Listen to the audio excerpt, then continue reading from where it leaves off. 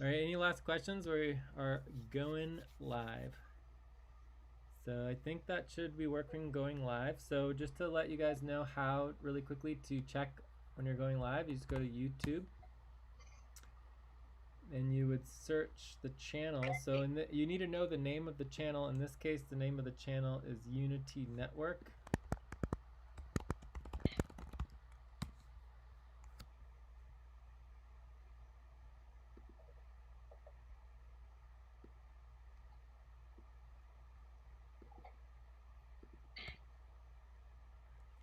And then you go to filter and you click on channel. And then you just like look for our Unity flag. And then you see here live now, right? So you click on the live now button and then you should be able to hear. Oh, damn, I didn't actually get. Here, I'll be right back. I gotta get the microphone working. Okay.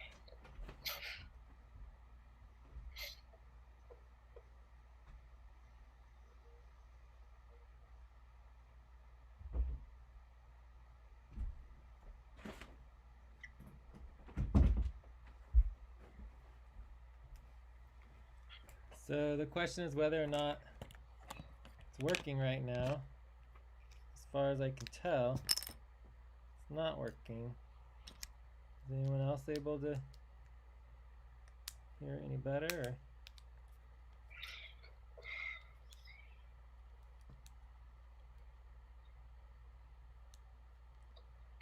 Or? All right. Oh wait, new user moderation. Okay, fine. Okay. Oh boy. Anyone else able to hear any better? Or? So can you guys hear me now? I can't hear you guys. New user moderation. Okay, fine. Huh. Interesting. Oh my god. Anyone else able to hear any better? Or? All right. So can you guys hear it or what? Yeah. Is it working or not? For the live stream? Yes, can you hear me on the live stream? Yeah, I can hear you from the live stream. Excellent. All right. Can you hear yourself? Hold on, it's a bit delayed. It's working, but it's just delayed. Just delayed. Well, delayed is fine. We don't care about the delayed. We just want it to record so that other people can watch this training. Okay, so we're doing the stage. All right, so I'm going to start. Make sure everybody is muted unless you need to unmute to ask a question or to jump in. Obviously, we're not going to do a lot of questions, but it's okay. All right, so we're going to get started here. This is the Stage 6 Hyper training for the FCON Community Network organizing, and it's part of our basic training. So if we click on the Stage 6 process for the Jello team, and just so people know, Jello team is just like one of the core components of the network. What is this? Why did it say just use general training process? What's that? Oh, that was...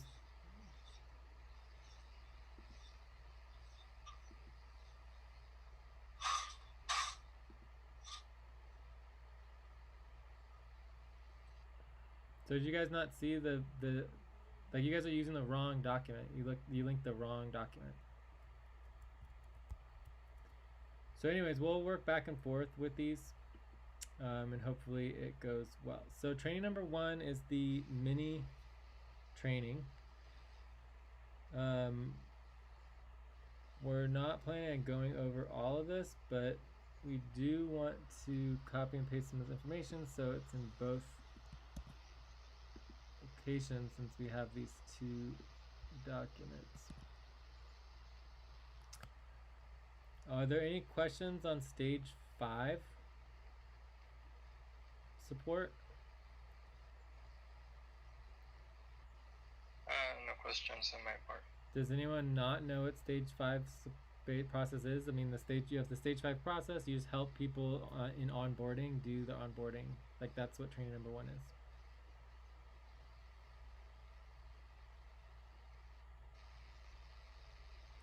No. Okay, so everybody understands the stage 5 support. It's fine. Yes. Right. So again, we need to go through that and do that more detailed, but it's just so simple because it's like exactly what you already did, except you help other people do it. All right, training number 2 is the Google Docs. All you need to really understand about Google Docs is being able to create documents, being able to make and change ownership of who is the owner of the document, and it needs to be a officially approved FQN Google account. These are some of the examples, and it is true that UnityNetGlobal@gmail also works. Also, when you're creating Google Docs, it's helpful to know what the different documentations are. And some of that is like when we use the lowercase document, that would be like a file, and there's many different types of Google documents, including text documents, spreadsheet documents, form documents, like website documents. So there's all these different types of actual documents that go into the folders within a Google Drive. Does that make sense? Yes. Yes. All right, so then within primarily a text document, we have different types of documents that have very specific vocabularies that you need to know, especially at higher levels, so that we can keep everything organized. One is the notes. Everyone should know what notes are. Are there any questions about notes? None on my side. Okay, then the next one is a doc. A doc is and it's all caps. So whenever we use the term doc, it's all in caps, and it has a specific meaning. It is a specific type of text document used to, quote, index, end quote, and store information based on category or topic. So the topic or the category of the doc is the focus of the indexing. All right, so every single category would have its own doc. Every project has its own doc. Many teams have their own docs. Buddy teams can have their own docs. All right. You have project docs. You got super team docs. You've got client docs. All right. Hopefully that makes sense. Then there's a special type of doc which is called a main doc. Right? For every single entity or organization, you can have dozens, if not hundreds, of normal docs, but every single entity has its own main doc, and it only will ever have one main doc, and for every entity, that one main doc links to every single other document related to that entity. And so it's a very, very important document, right? So the FQN, the global FQN community network main doc is our global main doc for the whole network. We also would have a main doc for our FQN workers organization main doc, right? That's our main doc for our organization. Okay? Also, every individual is considered an independent entity, so you have your own main doc. I have my own main doc because we are independent entities. Each person has their own rights and their own involvement. So you have your own main doc because you yourself as an individual are your own entity. Okay? So hopefully you guys understand the difference between the different types of documents when you're creating documents. So I think that's pretty much it for Google Docs. Again, the policy is that all FQN workers should have access to an approved FQN Google account. So if you want an FQN Google account, you just ask for it, and then we just automatically have to get you one. Right? That's the policy. But you don't have to have, and you don't have to use the FQN approved Google account, right? You're just supposed to have access to it if it is necessary. All right, so I think that's it on training number 2, unless there's any like essential question that someone has. All right, so we're gonna skip training 3 and we're going to take training 3 and we're going to move it to training number 7. Because scheduling is not really important to cover right now. We can cover after we go over VA work. So let's pop it in right around here. All right, oops. So we'll get back to that. So I believe this one's gonna end up being number 7. I'm not really sure. We'll have to check it out. Maybe it might be number 6, we'll see. Okay. So let's just go on here. For now, we'll call this one, we'll keep it at number 4, but I think this one's gonna end up being number 3. Actually, let's just change it to number 3. Responsibly organizing. All right, so before we get into responsibly organizing, I want to talk about work organizing, because work organizing is the umbrella of responsibility organizing. So does anyone know what work organizing and or responsibility organizing is? For work organizing, you need to know the specific responsibility you are focusing on, and you need to have responsibility organizing for the work. Okay, so that's not exactly correct, but whatever, it's fine. You get the essence of what Albina is saying pretty clearly. So we're gonna go through a very hyper mini version of responsibility organizing.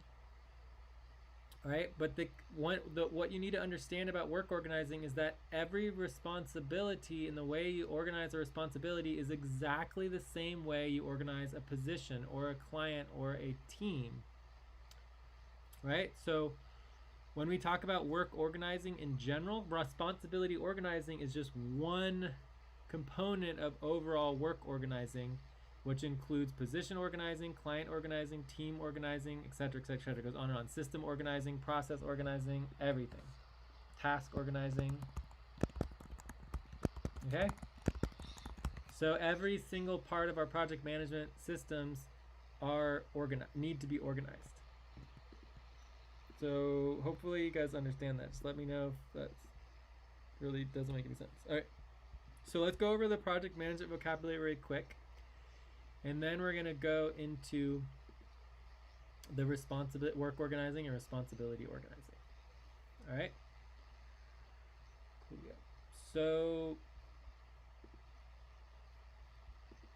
there's 3 primary levels of work.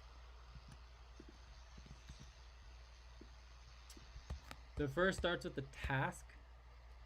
A task is when you are doing work that you don't have responsibility over, and it's just something, typically it may be a one-time task or a repetitive task, and you just do it over and over again, but you're not really responsible for it. So then you're doing a task for someone else typically. All right? So a responsibility is when you actually have a specific goal, right? And your goal is bigger and has many, many steps to it. So there could be 2 steps, there could be 5 steps, there could be 10 steps, but you have to do all these different steps that guide you along to meet the goal, and the responsibility isn't accomplished until you've actually completed all the steps and achieved the goal. Most times when you have a responsibility, the steps may not be set up, and so you have to figure the steps out, and that's part of your responsibility, and that's what responsibility is figuring out how to solve the problem or to achieve the goal, even if you don't necessarily know how to do it. Right? So if you already know if someone already shows you how to do something, then you already are kind of not responsible for it because you didn't actually figure it out. Secondarily, if you take on responsibility of something that is an existing working process or, responsibility organized, and it stops working, the responsibility doesn't go away just because the steps don't work anymore. Does that make sense? Yes. So just repeat, because this is really important. Let's say we organize a responsibility, and it had 5 steps, and for 3 years, It worked perfectly, and you just followed the 5 steps, and every single time at the end, you would achieve the goal, and you would complete the work, and you would successfully move forward with the responsibility, right? That is an organized, good responsibility. But after 3 years, maybe step number 4 and step number 5 break, and they no longer work anymore. Whether because, like, you know, maybe some app isn't available, or some website went down, or whatever happened, but you no longer can achieve the goal using those steps. As if you have a responsibility, then you actually need to change and amend the steps and fix it and update the responsibility organizing so that you can achieve the goal. The responsibility is not the steps. The responsibility that you take on is to achieve the goal regardless of the steps. In addition, you might be able to find a better, more efficient way to achieve the goal of the responsibility, and then you can update the steps, not because they don't work, but just because you found a better way to do it. Also, I was thinking I could, oh, no, I guess I can't. Maybe I can turn my, I was thinking about adding my, I guess it's not working. All right. So I think that's pretty clear. From there you have projects. Projects are basically groups of responsibilities. There could be like a dozen responsibilities, sometimes 100 responsibilities in a single project. For example, like the budget. So the budgets are project. You have there's 8 different budgets. There's monthly budgeting, quarterly budgeting. There's budgeting for the workers' organization. There's the ownership budgets. There's the sponsorship budget. So there's many different budgets within the single project, which is the budget project. Okay? Positions, systems, processes. Processes are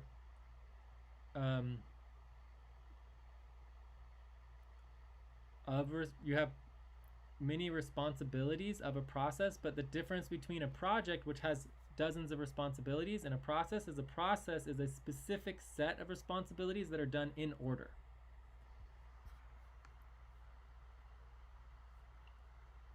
Hopefully that makes sense. So a process is a bunch of responsibilities done in a specific order. For example, a recruitment process. A system is a bunch of processes that are done in a general order. Typically, you bounce around your processes a little bit within a system, but that the system works with multiple processes that are all interconnected with the whole system. Okay? So anyways, we want to make sure everyone understands the project management vocabulary, because this is really important whenever we're going through our notes and sessions and meetings. We're constantly writing down different terms. Obviously, we use responsibilities, tasks, and projects a lot more often than position, systems, and processes, but that could change as we become better at meeting our responsibility goals. Then our focus is less on responsibilities and more on systems and processes. All right? So the worse we are at functioning on the level of positions and systems and processes, the more we have to focus on responsibilities and tasks. All right, so I think that's pretty much it on the vocabulary. Are there any questions in regards to the vocabulary? All right, so just to remind you, there is videos on work organizing. So once you get into responsibility number 3, you can watch these videos. Again, we have all these different types of organizing systems. But the methodology is the most important thing. So let's quickly cover the methodology. The first part of the work organizing methodology and processes is to choose and organize priorities, right? You get your priorities, you list all your priorities, you prioritize your priorities, and then you choose one priority. You get your priority approved, you organize that priority, you list the responsibilities within that priority, right? And then you set your goals for the priority. You're getting your goals approved, and then you choose and organize your responsibilities within that priority. So you prioritize the responsibilities, you choose the responsibility, you get your responsibility approved, you go through the responsibility organizing process with your chosen responsibility, And then you make sure that your responsibility is organized with links, goals, and steps.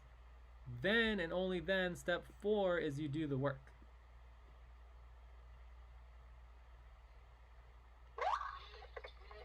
So if you are trying to get a bunch of work done on some particular responsibility, you are probably skipping some steps. Sometimes that you're assigned to just do the work, right? But typically that's doing the work and the responsibility organizing at the same time, right? But whenever you finish the work, you always go back to the responsibility organizing. Like there's nothing more important than the responsibility organizing. Can anyone explain why that's so important? Because without responsibility organizing, you won't be able to do the work and you won't be organized with the responsibility. Well, I mean, that is definitely important, but it's not the most important thing. So that is definitely true. There's nothing untrue about that, but that only has to do with yourself, right? So you yourself won't be organized and you yourself won't be able to get any work done, right? But that's not the most important thing. What is the most important thing? And why is the responsibility organizing so important? So if you're not around, so somebody else can always step in and do the job while you're not there, using responsibility organizing. I don't know. One more chance. Does anyone want? I didn't hear. I couldn't tell. Why is responsibility organizing so important? What? I mean, if someone is absent, the team will come up, step up, and can know the responsibilities, Yes. the steps, and get the work done. Yes, exactly. So it's not about yourself. The reason why you do responsibility organizing has nothing to do with yourself. It's about the team, so that when you leave or if you're sick or whatever happens, the team can step up and easily learn the responsibility and get the work done in your absence, or you can train someone else to do it so that you can focus on something else that may be more important. Okay, so that is why responsibility organizing is so important. We're not paying you as a worker to do work, right? Like, I can't emphasize enough that where there's like 5-7 of us, right?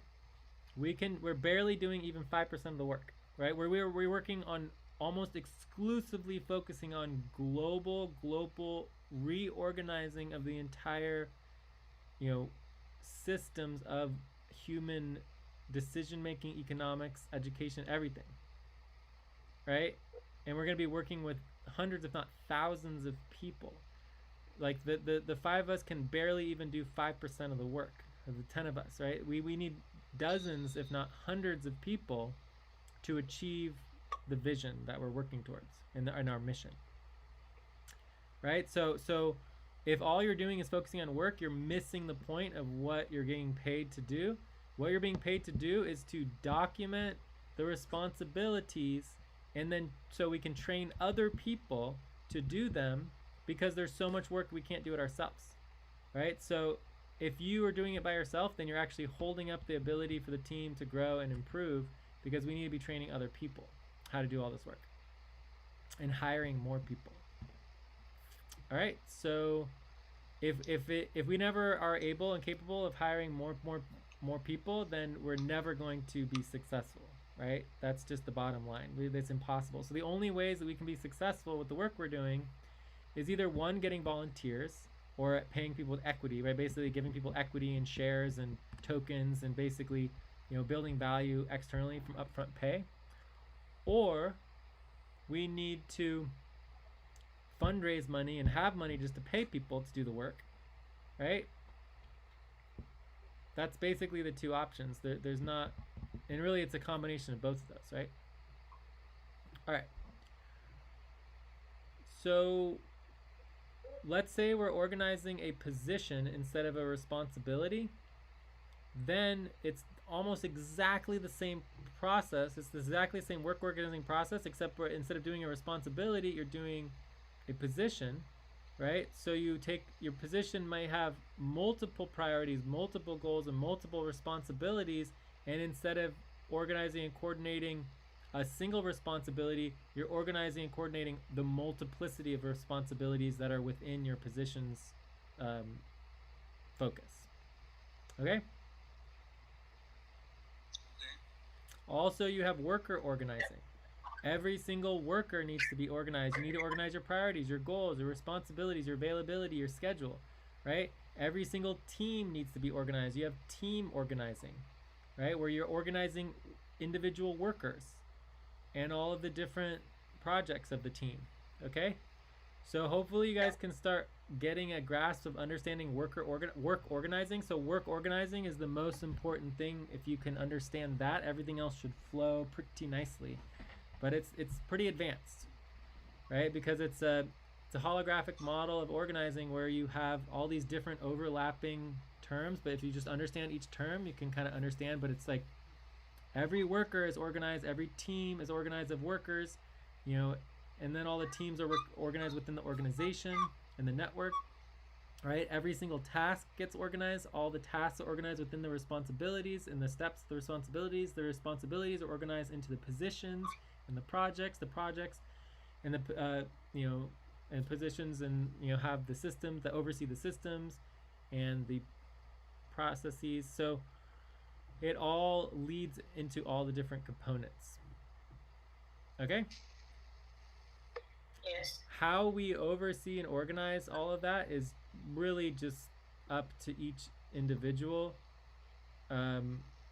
team and to want to decide how to do it. I mean, you can do software and get project management software and organize it like that. We have models, we just use spreadsheets and we use documents. It's really simple and easy.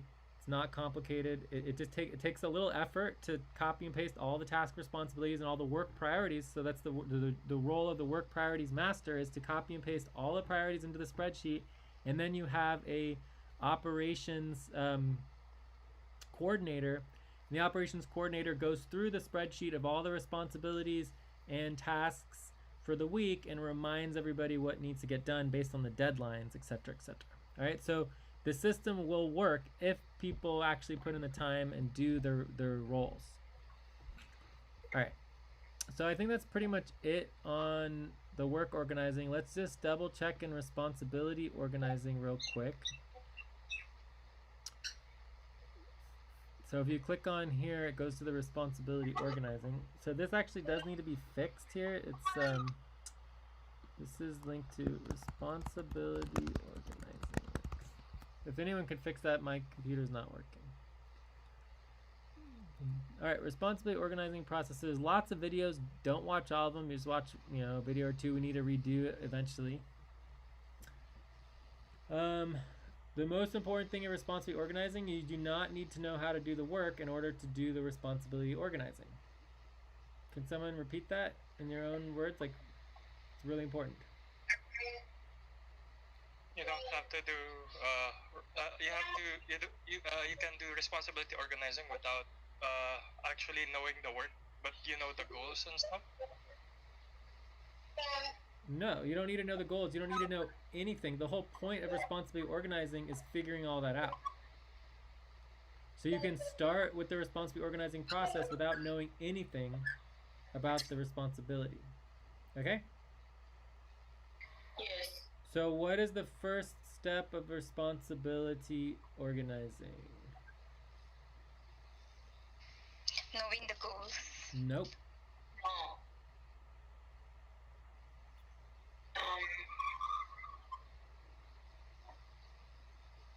You have the List of components. Yes, you make a link and then you make the list of all the components needed to be in the responsibility organizing. So that would include everything that needs to be completed, including the description of the responsibility, the goals, the link to the important information, links to training videos, links to who knows how to do the responsibility, questions, super important to know what the questions are that you should be asking for the responsibility. Any applicable processes or systems, the different steps. The steps is obviously the most important part of the responsibility. That's where you're actually listing what the work is and the tasks. Link to task organizing as needed. So the difference between a step and a task is something that you would assign someone else to do. So if you're responsible for something that you need help with, you would assign tasks to other people to help work on the responsibility. And then you do task organizing. So task organizing is the same thing as responsibility organizing, except instead of organizing responsibility, you're organizing a task. It'd be organized the exact same way. There would be a goal to the task. There would be a description of the task. So there's no difference between task organizing and responsibility organizing. Does that make sense? Yes. Yes.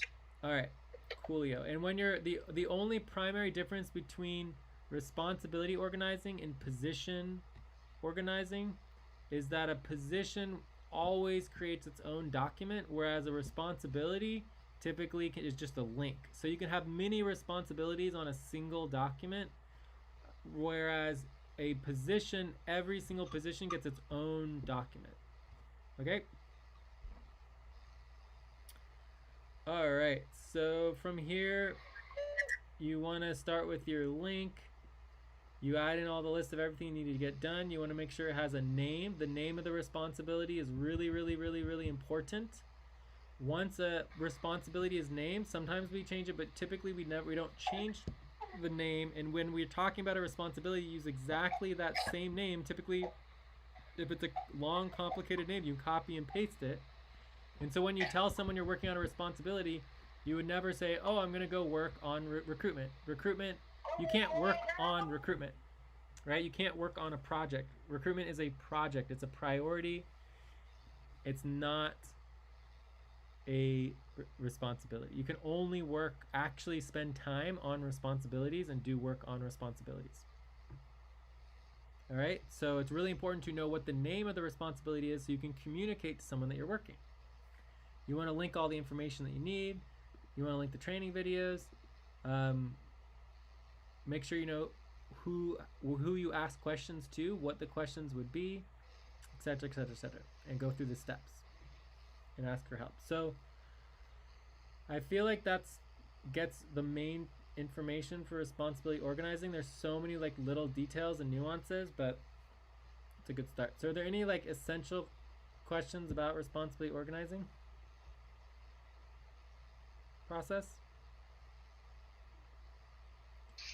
For me,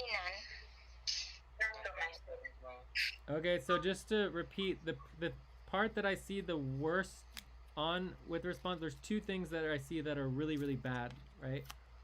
One is people typically don't work because they don't want to mess up the work, right? So like they're like, oh, I don't know how to do that, so I'm not going to do anything. That's not applicable to responsibility organizing. Anyone can do responsibility organizing at any time, and they're not even doing the work. You're just organizing the responsibility, which by organizing the responsibility, you're starting to learn what the work is so that you can do it eventually, right? So that's one of the things that is a huge problem that I see over and over again. The other thing that I see as a huge problem is people say they're going to go do work, and they don't know what responsibility they're doing, and they think that a priority is a responsibility, and they're not actually accomplishing anything. You must have a specific responsibility with a specific organizing link so that you can follow the steps. Otherwise, you're just not helping the team. I don't know exactly how else to emphasize that. So those are the two biggest problems that I see over and over and over and over again. All right, so let's move on. Next training is buddy team sessions policies. So do we have the link to the policies? Normal buddy team sessions policy docs. Let's just jump right into the policies.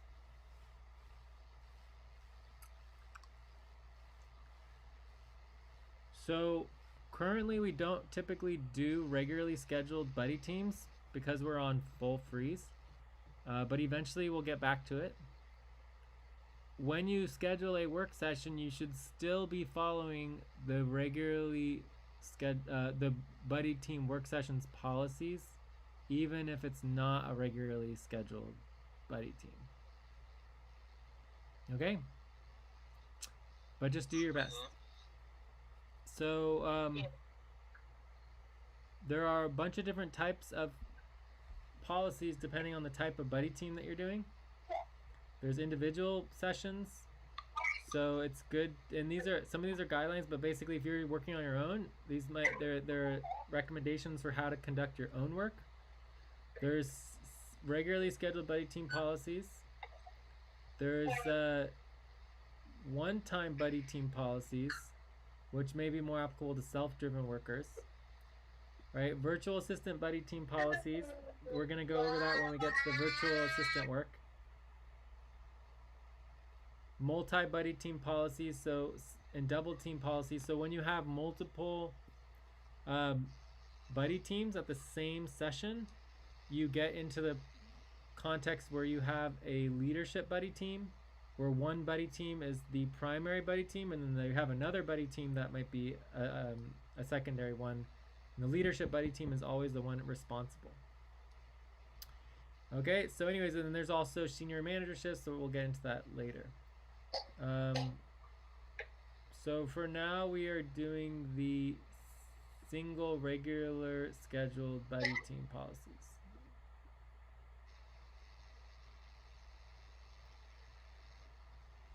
So the first step, the primary goal of a buddy team is to be organized, right? To get organized and strive towards the work and be as efficient as possible, right? During a full freeze, you're not even allowed to get on Hangout with your buddies and do work without knowing the topic of what you're working on. Right, so the policy in terms of you needing to know what you're working on before you and anyone go jump on a Hangout and start working is because if you jump on the Hangout and you start talking about priorities, it is very easy to get nothing done. It happens over and over and over again. You might get organized as a worker a little bit more, but no work gets done. And when we're on full freeze, we don't have time for that. We just need to focus on the work that needs to get done. So that's the only difference, really, between a regularly scheduled buddy team where you don't know what you're working on, and then the first thing you do is figure out what you're going to work on and you get focused. And when you're on full freeze, where you schedule when you schedule your work buddy teams, and you know what you're going to be working on before you actually start the buddy team work session. So at the beginning, you initiate the session. You typically want to log the start time. And you always do your stretching breaks at the bottom of the hour and your break at the top of the hour. And then the 15-minute marks, we're supposed to be doing our breaths. We're not very good at that. And we're also supposed to be doing pauses at the 7-minute mark. But anyways, one, you go through your session positions. There are a lot of different types of session positions. We'll get back to that later. But you have notes, you have timekeeping. Mamoon? We're on top of our... Oh, I mean, do you guys need a break? I mean, we're just doing the training, so I mean, I'm fine just gonna go through it for the video. Do you guys need a break or? No, that's fine. We can continue. Yeah. All right, let's just do a 30-second stretch. So everyone stand up, take a breath, stretch, drink some water.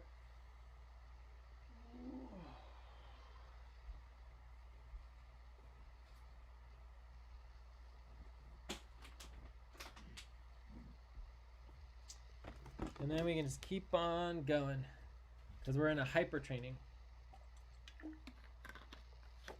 I'd say we're about halfway through. So we're doing pretty good. So so make sure you have your session positions set up. For example, timekeeping, which we just did a very good job with the timekeeping and checking in on the time. Recording is required, right? Generally speaking, to get to level 4 worker, you have to know how to do all the recordings. Like, you're not allowed to be level 4 without doing recordings. But that doesn't change the fact that everybody's required to have every buddy team recorded. Like, you're just not allowed to get on Hangout without recording your sessions. So if you're getting on Hangout and doing work sessions without having them be recorded, you still have to fill out policy tracking. Okay? Yes. So when I say that the policy number 2 for buddy teams is recordings, whose job is it that they're being paid to remind the buddy team to make sure the recording happens?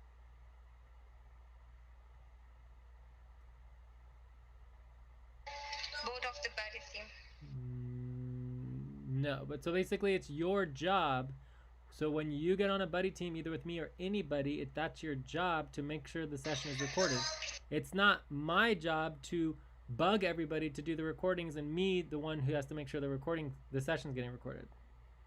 Right? It's your job to bring it up, not my job. Does that make sense? Like, that's what you're paid to do. Yes. All right. In the Hangout, they are responsible to do recording. Yeah. So then you have creating buddy team notes, right? We always create notes for all of our sessions. An advanced for level 4 is master notes. If you don't create notes, you can use master notes. For whatever reason, we still are not doing master notes. Master notes is not very difficult, but for whatever reason, I've asked over and over. It's probably the 50th time I've asked somebody, please prioritize master schedule notes on main session so we can go over it. But anyways, it's not part of the buddy team, but it's important to note that we need to make sure that we're doing that. For buddy team sessions, we do hyper check-ins instead of full check-ins. So it's mainly just a number in writing. It is still good to do rankings and know who is the primary person on the work buddy team who has, responsibility for the buddy team. So whoever's ranked highest is the one who's responsible to make sure the work gets done. So let's say, for example, no work gets done and spend multiple hours and nothing gets done, and the leadership comes in or at a main session, we're like, okay, what happened at that buddy team? Why did nothing get done? Like, it looked like it was a waste of time and money. Who's responsible for that? Well, it's the person who is ranked highest. All right? Yes. Real-time evaluation and prioritization. We haven't been doing as much that, but that's something that happens. Typically, having a little silence to think about what your priorities are, what you want to work on, getting a little time to think about things through and evaluate. So then getting organized, all of these first parts, 1 through 6, can all happen basically before or at the very beginning or right before. I mean, it doesn't take time to do that. It's just boom, boom, boom. If you know how to do it, it goes really fast. So this could take a minute or less, right? Or 2 minutes, or you could do it beforehand even. Getting organized, this is the hard part. During full freeze, you need to get organized ahead of time, but you need to know what the work is, your priorities are, and you help each other do that, right? You want to decide what overlaps and what group priorities are if it's not possible to come to agreement. So let's say, you have 2 people jump on a buddy team, or it's a regularly scheduled buddy team, and one person has 3 priorities and the other person has another 3 priorities, and they, you want to find where the overlap is so you guys can work together on something if necessary. If you don't work together, then you're just not doing a dual work positions, right? So the buddy team positions is really important, and it's based on your priorities. So, and this is extremely important for virtual assistant work too. Knowing what type of buddy team you are is really important. So dual work positions is what is usually done, right? So dual work position means that both workers on the buddy team are working on the same responsibility. Does that make sense? Multi-work positions means that you may be working on the same responsibility, but that there's multiple different roles, or there's multiple different responsibilities within the same work. So for example, payroll. So when you're doing payroll, running payroll, there's multiple responsibilities. There's tracking the log of the ledger for the actual spreadsheet and updating the spreadsheet, and then there's also doing the payments. So there's multiple work positions within the same focus of work.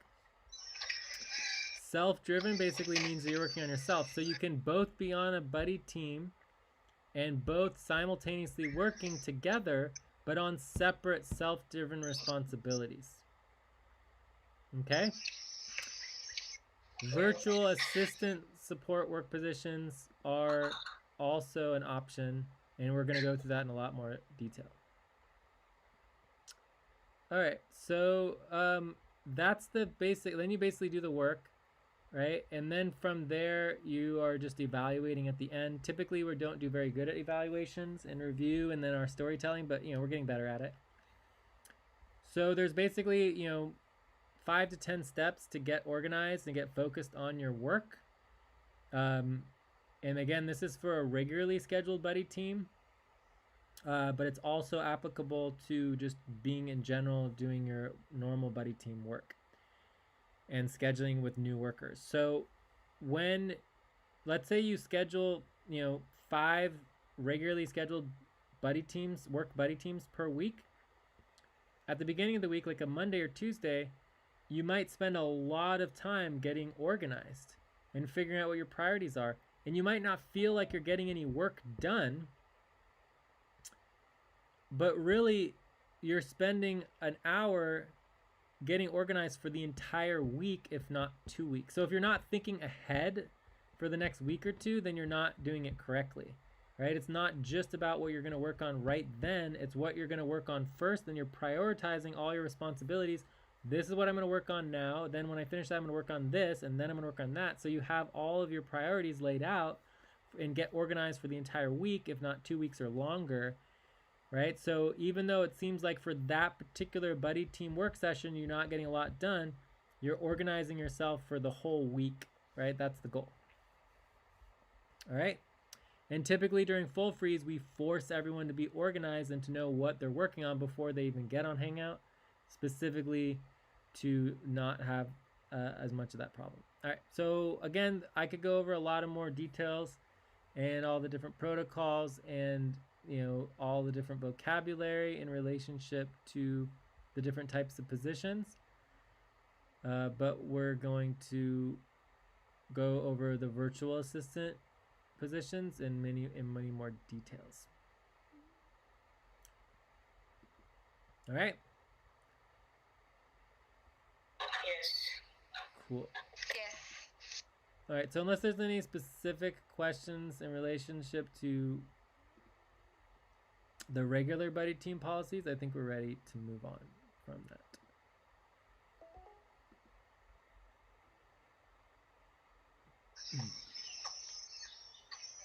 Training number 6, virtual assistant work. So, okay, so now we're going to go through the virtual assistant work.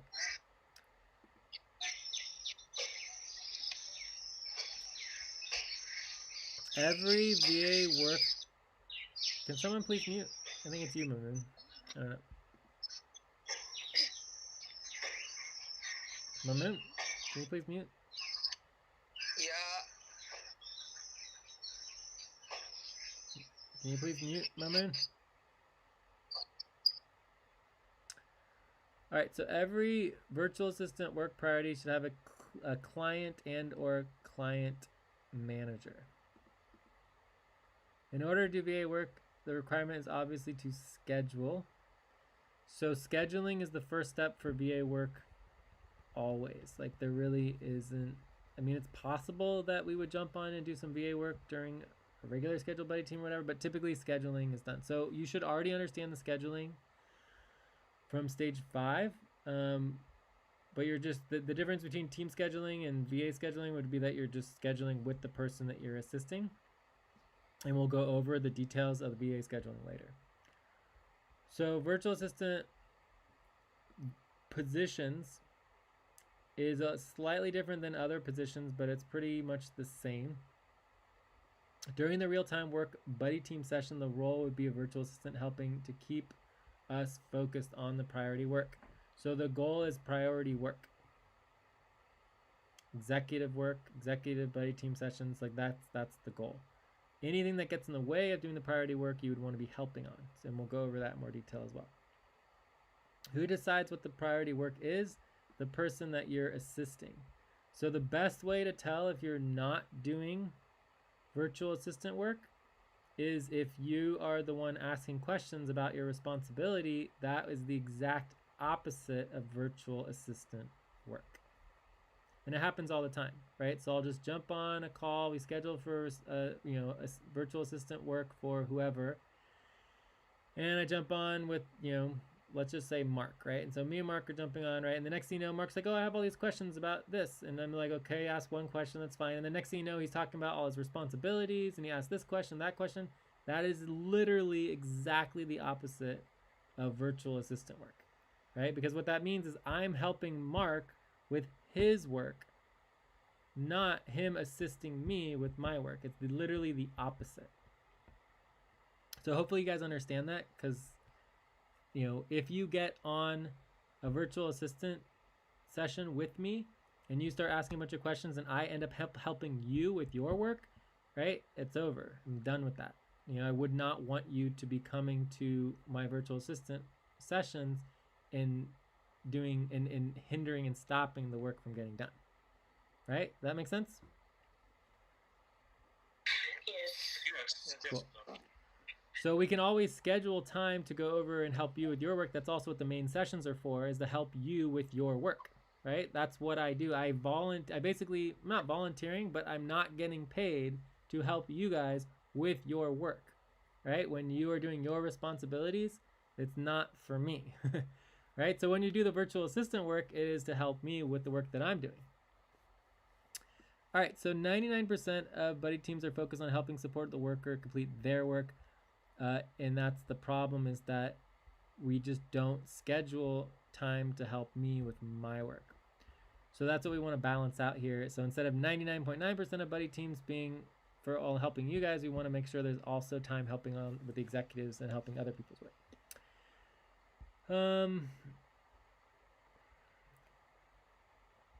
So during a virtual assistant session, there could be a lot of silence, right? Where we're just working.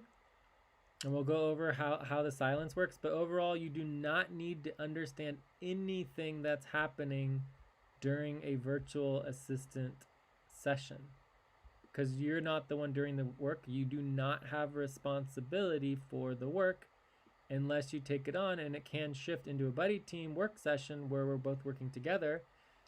But that happens over time. So very few, if not zero questions, like reducing the questions and just watching what's going on. And it's sort of like apprenticing, right? The more you just hang out with me and watch me do the work that I do, the more you can learn what I'm doing and you can pick it up. And sometimes I talk through it. Other times I just, do it, whether you're watching screen or not. So it's just working with somebody. I don't know how to emphasize that, but the bottom line is that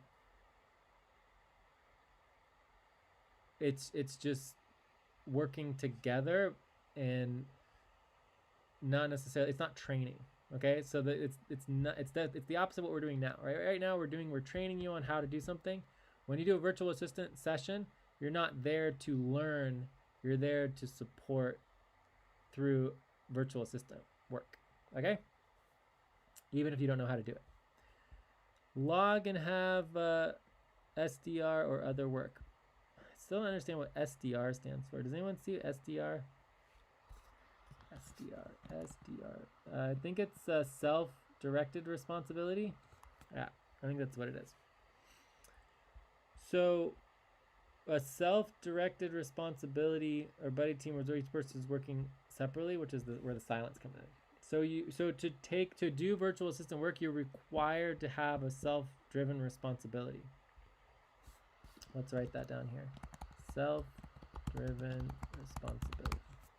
Everyone knows what a self-driven responsibility is, right? Yeah, for me, no. Can you explain it? Self-driven responsibility is the responsibility you can work on your own without asking questions, and you can complete it. Or at least you can work on it. Maybe it's not completed perfectly, but it's something you can work on, right? Something you don't need help on it. Like you can work on your own time without having many questions, and you stuck on it. But you can work on it. A simple example of a self-driven responsibility would be like if you're doing work organizing, right? Watching the video for work organizing is self-driven because you don't need anyone to help you with it. You can just click on the button and watch it on your own. Does that make sense? Right? So watching videos technically is a self-driven responsibility, but it needs to be assigned. But also when you're doing an actual responsibility, actually that would be a task. A video is more like a self-driven task, right? But it's still applicable if you have videos to watch. You can save them for during, when you're doing VA work. But the point is that under our VA policies, you are required to have a self-driven responsibility or a self-driven task. Okay, and that you need to log and have your self-driven responsibility or self-driven task or some other work to do in case the person you are assisting needs time to focus on their own. So I don't know how to emphasize that anymore, but it's just extremely important that you are not allowed to come to a virtual assistant session unless you have work to do. If you don't have work to do, you need to schedule to get work. Whether that means watching videos or taking on new responsibilities or working with Albina or Pressy or me or prioritizing that work at a main session so that you leave the main session understanding what you need to do to accomplish the work so that when you go to the virtual assistant session, you have work to do. All right? Yes. All right. So different types of virtual assistant work include virtual administrative assistants, virtual executive assistants, virtual personal assistants. So if virtual personal assistance is getting in the way from getting the administrative or executive work done, we need to do that too. There's also virtual worker assistants. All right, we're supporting our work responsibilities, typically general worker responsibilities. A virtual assistant typically in and of itself does not have responsibilities or responsibility during the virtual assistant session because you're not there to work to take a responsibility. You're there to support the responsibilities of the administrator or the executive or the worker that you are helping. Okay? Yes. And again, it's very similar to the idea of an apprentice observation.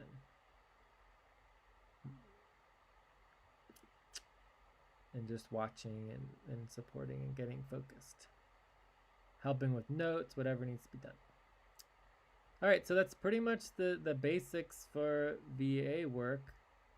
There's plenty more to go through, but I think that's a pretty good introduction. You know, here it has the vocabulary: virtual administrative assistants, executive assistant, personal assistants, virtual worker assistants. So here's all the details for the real-time virtual assistant, and then there's video as well. So anyways, that's number 6. Any essential questions for that? So obviously there's more details to it, but that's a good starting point. All right, so let's go through number, I guess this would be, did we mess up here? So this is number 3, this one's number 4, this one's number 5, and then this one's number 6. All right, so team scheduling for VA training. No, that's not right. For VA work. Okay, so how does VA work scheduling differ from normal team scheduling? We schedule to do some VA work, not internal operation work. I don't understand. What? For the VA team scheduling for VA work, we are scheduling to do the client work or the VA work, not to do the internal operation like budget, payroll. Yes, correct. We're focusing on the VA work, not on the internal operation. Correct. Yes, but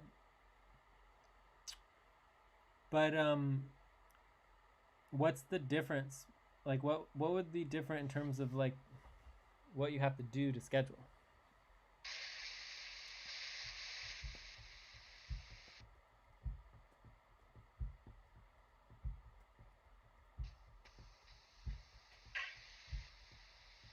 We need to schedule because it's a key, or this is the first step to get the work done. Because if we don't have a schedule, we don't know what is the responsibility or what is the focus, and when it's gonna be happen, right? Whoops, I dropped something. All right. Not really. Let me just try to go through this. So basically, when you're scheduling for VA work, the primary difference is that you need to have something to work on, and there needs to be a clear topic. So really, there's two separate clear topics. There needs to be what is the focus of the VA session? What are we working on? For example, JLN support or Panda. Oh, really quick before I forget, one of the things I forgot to mention in the budget for the client work is that one of the client work that we have is the global pandemic network, right? So we have a budget for that, like, you know, as much as $1,000 a month. We forgot to mention that yesterday. Anyways, tangent. So getting back to the VA scheduling, it's just when you're scheduling for the VA work, always, let's note this down. So always, you know, schedule 2 to 3 sessions for the work in case one doesn't follow through, right? From there, you know, ask or, you know, prioritize a clear focus, and then to have a self-driven responsibility or self-driven task. Okay? Yes. Typically I don't really need to know what the responsibility that you have to work on is, but I do need to know that you have something. And then typically when the session starts, I'm going to ask you, or you need to tell me what else you're going to be working on, but you could do that on Skype beforehand. It's fine. So the focus of the VA work typically would not be a responsibility because you wouldn't even know what the responsibility is. So it's more of like a priority, okay?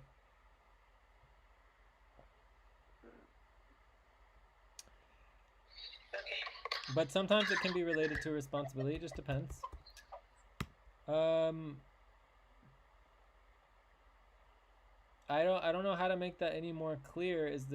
But it's really important for you guys to understand this, because this is, without understanding the scheduling, nothing else happens. The scheduling is the most important thing, because without the scheduling, no VA work. So does someone want to repeat it, or to ask a question, or emphasize something so that's really clear? Because it's for me, it's just so simple, so it just feels like, okay, it takes a minute to train this, but it's so important. It feels weird to go on without knowing that you guys understand it.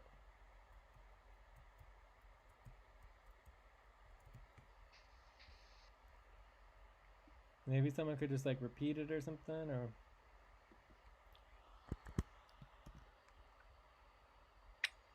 So one of the basic reasons for BA work is to actually assist you get things done, because you might have so much to do in your hands, and you might not have all the time in the world to do it. And so you need people that would assist you get those little things while you can focus on other things. While having those VA sessions, it is important that the VA understands their responsibility while coming for those sessions, because in trying to get those things done, they now overburden you. Then there's no need having a VA, because if you have a VA, they are supposed to reduce the number of things that you want to do, not add more burden to what you're supposed to do. Because in a situation where you're trying to teach them what to do in those sessions, you're actually spending more time and spending more energy. So it's good they always have an idea of what they are coming to do in those sessions, or coming to do when with you, so that it makes things easy and it makes the work go faster, and it reduces the level of energy you spend trying to attend to the same task and trying to teach the VA while they're supposed to get the work done. Okay, so let's stop for a second here. So first of all, you're not talking about the scheduling, you're talking about the overall VA work in general. So we need to get back to the scheduling, but I want to make sure it's clear that a lot of things that you were saying are not applicable to VA work. They're applicable to normal responsibilities. So normal responsibilities is everything you basically just said, right? So when you say, for example, we want to reduce the amount of work that I have to do so that I can focus on other things and that other people are doing the responsibilities and taking over the responsibilities, there's less work for me to do. That's what a normal responsibility is. And the whole purpose of training people how to do responsibilities for them to take on the responsibilities and do the work is what responsibility organizing and everything else that we do already is. Okay? So VA work is very, very different than that, which is not taking responsibility. So instead of you taking on responsibility and me helping you take on that responsibility for your work so that you get paid, VA work is to help me with my responsibilities that I do so that I get paid or do my work successfully, okay? So there can be overlap, but there doesn't have to be overlap, right? So hopefully that's really clear because it's really important for you to understand that. So normal responsibilities already takes away work that I would have to do. By training you how to do your normal responsibilities, that's work that I don't have to do myself. Okay? Okay. Right, but VA work is different. When you come to a VA session, you don't have responsibility. It's not about responsibility. Okay? So when you come to a VA session, you're not coming to accomplish goals and do work. That's not what it is. You're coming to support and assist whoever you're assisting, which in this case happens to be me. But as we get more executives, there could be more executive assistant or other administrators. We could have more administrative assistant, right? So it doesn't have to just be me, but in this context, we need to be working and supporting the work that I'm doing because I'm the primary executive at this time. But that can change if we're successfully, hiring more people and grow as an organization. So anyways, getting back to the scheduling, it should be very, very simple. And what I was trying to hear, and I'll just repeat again, when you schedule for VA work, you want to schedule 2 to 3 sessions. You want to have a clear focus for the scheduling proposal, and you want to have work to do. If you don't have work to do, there's no point to schedule a VA session.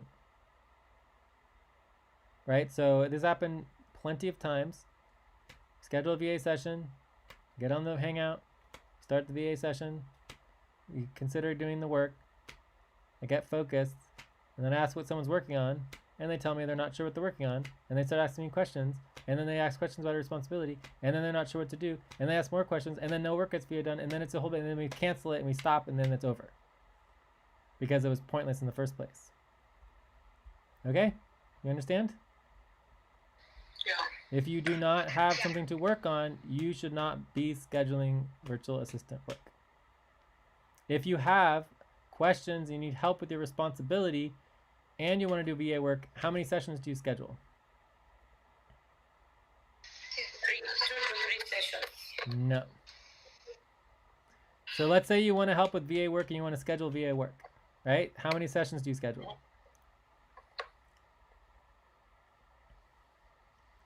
If you want to be a VA work, you need to schedule one, and you need No. If you want to help with scheduling for VA work and you want to focus on, let's say, JLN support or Canopy or whatever, how many sessions do you want to schedule for that focus? 2 or 3 sessions. 2 to 3 sessions, correct. Right? So then let's say you want to schedule for VA work and you want to schedule, in addition to the VA work, an additional session to work with me to get help with your responsibility because you need help with a recruitment responsibility, you have questions, and you want to do other things. How many sessions do you schedule? 4 maybe. What? An extra 4. 4 or 5 sessions. Yeah, that sounds about right. So 3 to 5 sessions, 4 to 5 sessions, right? But the point that I'm trying to make is that if you have questions yourself about your own responsibility, ask them on Skype or schedule in addition to the VA work. right? So the more people that help me with the VA work and the more we're getting the VA work moving forward, the more time I will be more organized as a worker myself, and I will have more time to support all the other workers. So one of the reasons why I'm not as available as I should be for all of the other responsibility trainings and work is because I am completely overwhelmed with my own work, because we spend 99% of the time me helping other people with their work as opposed to me paying people to help with the work that I am doing. All right. Lastly, in terms of the scheduling, you can do backup. So you can schedule, like, let's say Albina can schedule 1 JLN session a week, maybe 2 or 3, right? JLN sessions a week. But I need 5 to 10 JLN sessions a week, right? We need more people to be scheduling. And on top of that, we can do backups. So let's say, you schedule for a JLN support virtual VA session, and then your child gets sick, you have to go to, due to the family emergency, whatever happens, and you can't make it, you can schedule backups. Okay, so there's two things here is really important. One is that when you're scheduling, it doesn't make any sense to do a 3-person buddy team. So let's say both Albina and Pressy want to help with JLN support, and they both schedule for 2 to 3 sessions, and they both come to both sessions. So we do 2 sessions with both Albina and Pressy and myself. But I need like 5 to 10 sessions, right? So it doesn't make sense to do that. We don't need 2 people at one session. Instead, what makes sense is for Pressy to schedule 3 sessions and for Albina to schedule 3 sessions. So instead of having 2 sessions, we end up with 6 sessions, and then we do at least 4 of them instead of only 2 of them. Yeah. Right? So that's the main thing, is schedule as individual, not 3 people at the same time. So do you guys understand that? You want to schedule one at a time. I only need 1 person working with me at a time. Every once in a while, it might make sense to have 2 people if we're gonna, do some important trainings or whatever. Then in this context, this training is so important, we have everybody invited, right? So this is equivalent to main session, but whatever. It's just like a double team. Then we schedule backups. So anybody can schedule as a backup to the VA session, and then that will ensure if they're sick or something, they're not able to make it, there's someone to step in their place. So you can schedule backups for VA sessions. So let's say Pressy asks if she can come to a session that Albina scheduled. The answer would be no, but you could be backup in case Albina can't make it. Yeah. Does everyone understand the backups and the scheduling in relationship to the VA work? Yes. Okay, so scheduling for VA work is slightly different, but it's more or less the same as the other scheduling. Any other last questions on the scheduling? Okay, cool. So let's go into the, this is basically the last part. So we're getting towards the end here. Jay, a question. Yeah. Let's say I've scheduled for a VA work with you, then I fail to join, the backup comes, and that person doesn't have anything to work on, so the session will not happen.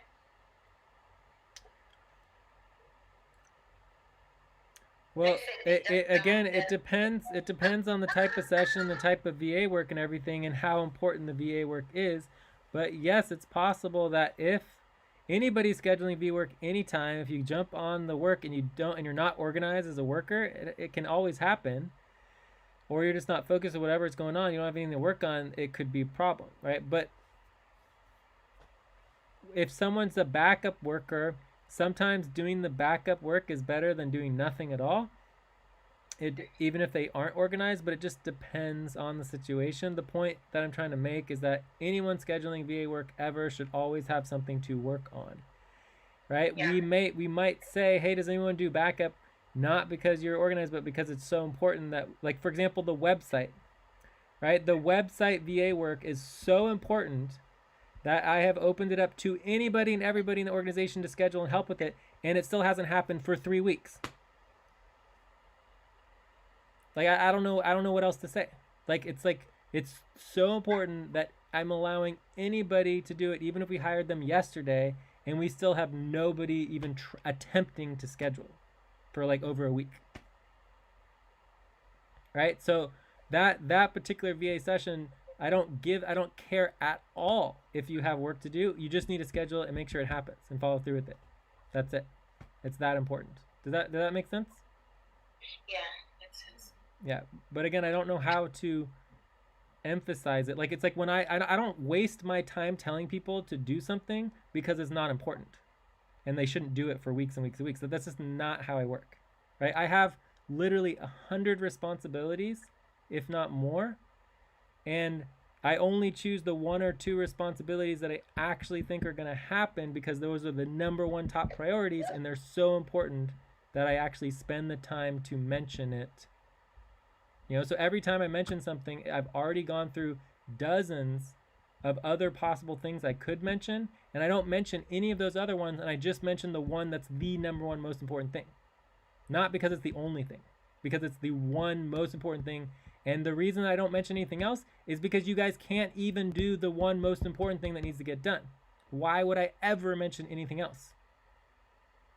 Right? So I barely ever mention the work that actually needs to get done because you guys can't even do the minimal work that I'm already asking you to do. Right? So it's just like, you know, really it just comes down to just do the work, right? When I ask you to do something, just figure out how to get it done and don't stop every single day over and over and over and over again.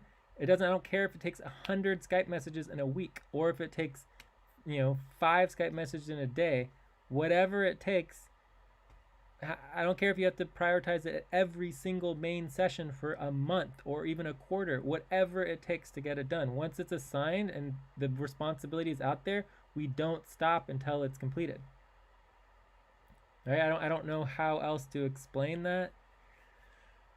You know, it's just like I'm not going to ever bring up anything that's just not important. If I do, I tell you it's not a priority. That it's existing, but it's not a priority. Otherwise, everything that we talk about are top priorities. Or at least everything that I bring up. All right.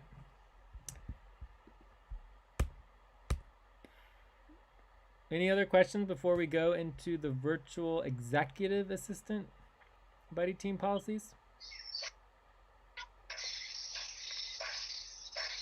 Okay, so the executive assistant buddy team sessions are a high level of VA work and are the most detailed and complicated. And they pretty much follow the original, the normal buddy team session policies, except there's a couple of specific things that are different that are important to understand. So let's go over that. Obviously, it's focused on executive work, high-level decision-making, planning, strategic direction. Okay, so executive support managers, right? So there would be management support could be part of executive roles, which involves all the different manager positions. Most important thing is the high-level decision-making and the skills and understanding the status and update report. So one of the other components is that going over a very large amount of information very quickly is important, and being able to pull together different components of different goals in relationship to the whole organization of the entire network. So that's what executive work is. So to be able to handle that, certain people just won't be able to do it. Okay? So just because you're going through VA training does not mean that you will be involved in VA executive work or in some VA work in all, right? We have plenty of work that is not VA work that anyone can do, right? So we have basic virtual work. You have work virtually that you can learn online, and then you can get self-driven responsibilities. You can work on it on your own, even on your own time, your own schedule, right? We have plenty of that type of work.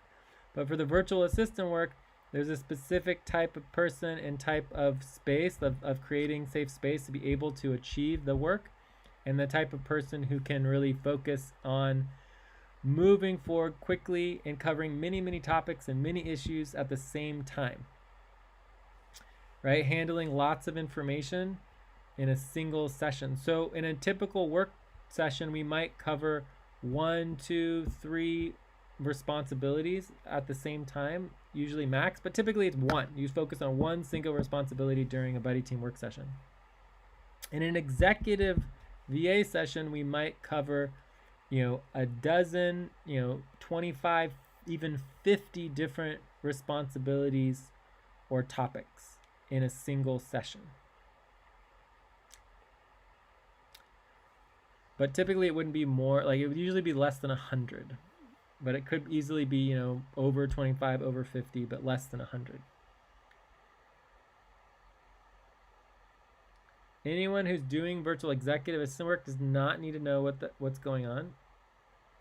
The better they are at doing the work without knowing every detail, the better the executive assistant they would be. Right? Because you're not slowing down the process. So it goes very quickly. Boom, boom, boom, boom, boom. So you shouldn't be asking about the details and wanting to understand anything. Really, as long as you have the vocabulary term, right? For example, the name of the responsibility or the name of the project or the name of the organization. That's all you need to know to be able to log the steps or the tasks or what needs to get done for it and then track it and manage it.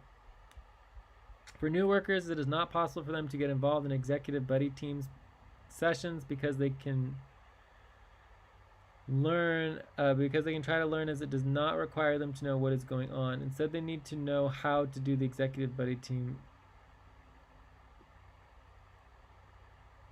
So basically, a new worker isn't involved in the executive work, but they can be involved in supporting the executive buddy team sessions and supporting the executive team in all the executive positions. Some of the work that's super important is pulling all the information together, organizing the links, indexing it, helping with the reporting.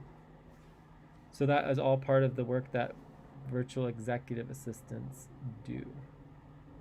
Okay, so those are the primary details. There's a detailed video that you're going to want to go to once you get into training number 7. Let's take a look at the details real quick and see if there's any key things that we don't want to miss. So the first thing is that you need to follow the normal buddy team session policies. If you're not following the normal buddy team session policies, then you should not be anywhere near an executive buddy team session. Does that make sense? Yes. Yeah. All right, so just make sure you follow that. The most important things are creating the notes, doing the recording, making sure the buddy team positions are assigned. All right, so as long as you can get those 3 done, that should be done. But if you basically come to a executive buddy team session and you don't even follow the basic policies for a normal buddy team session, it's over already before it even began. So fast, right? It's like there is no possible way that we are going to be doing an executive buddy team session when someone can't even do the basic buddy team. Never going to happen. Been there, done that. So then step 1, choose what type of virtual assistant role is being done. It's really helpful to make sure you understand the virtual assistant role. So again, just to cover them, you have virtual executive assistant, virtual administrative assistant, virtual personal assistant, virtual worker assistant. So just making sure it's clear what the focus is in relationship to the virtual assistant role.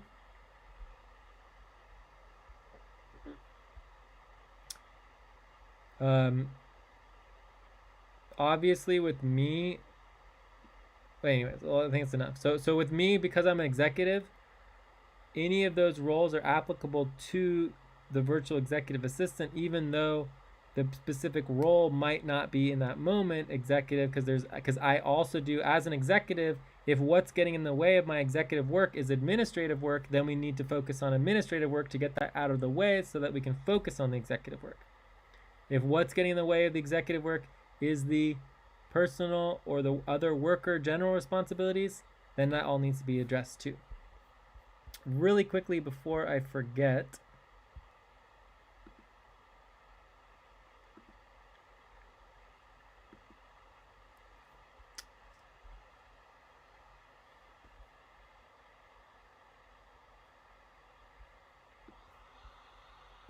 I put this under training responsibility number 1. Right, everybody needs to understand, based on your main doc, your general worker responsibilities, and there's the general worker responsibilities doc. These are all your general worker responsibilities. Most of the general worker responsibilities we already covered. We already covered in stage 5 onboarding. But there's a few other ones, and as part of stage 5, you just need to understand the general worker responsibilities, because when you graduate from stage 5 and you go on to stage 6, nothing in stage 5 ends.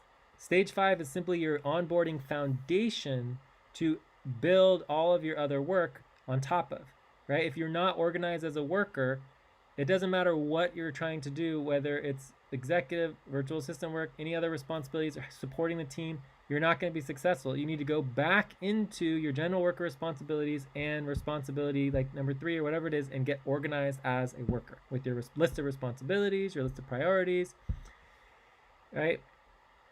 So I just want to make sure we don't forget that the general worker responsibilities, and that is very important to understand, and that's part of your ongoing worker role.